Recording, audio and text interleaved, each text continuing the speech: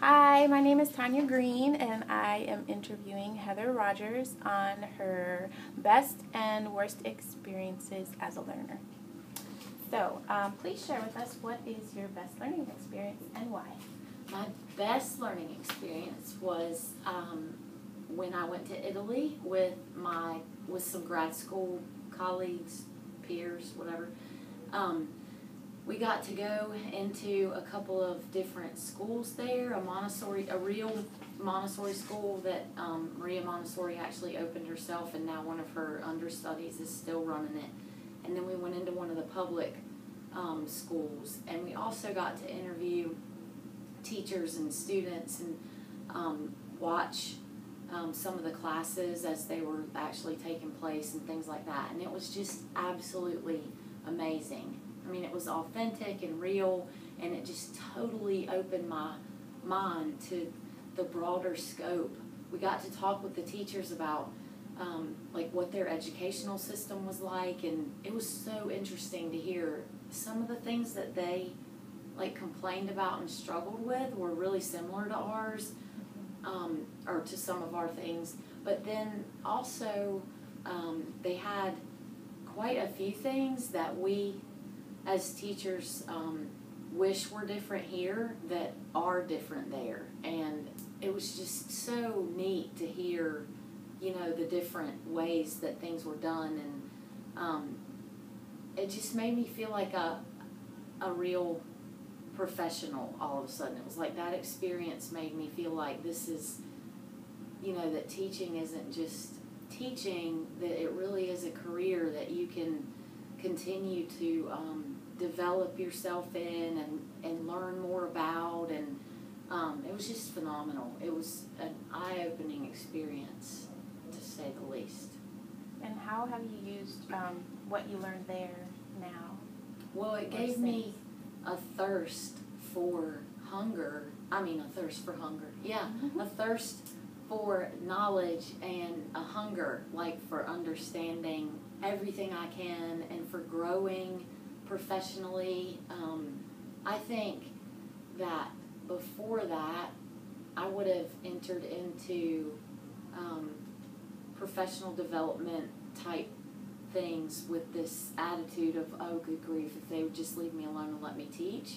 And after that, it just made me realize that there's so much out there. I think it's the same with our students in a lot of cases, especially in lower income schools, that they don't get exposed to a lot. And when you're not exposed to it, you don't even know it exists. And so in my undergrad program, I just don't really feel like I got exposed to the side of this profession that allows you to continue to discover and grow, and even to do your own action research. And none of that was even on my radar. I didn't even know it existed. And after that trip, and really the whole grad school program experience, it changed me. And I use it every day because I just constantly am reading and trying to learn and perfect my craft, which I know can never happen, I guess. You know what I mean? And that's the cool thing about it is, it's neat. And I need that to stay engaged. So I would have stagnated and moved on to something else if it hadn't been ever evolving. Okay, so now could you share with us your worst learning experience? So this one was hard for me because I don't really see any experience as a bad learning experience, because like you were saying, you learn something even from the bad things that happen to you, and to me that's good. So, but as far as an experience in which my learning wasn't optimized, it would be that I had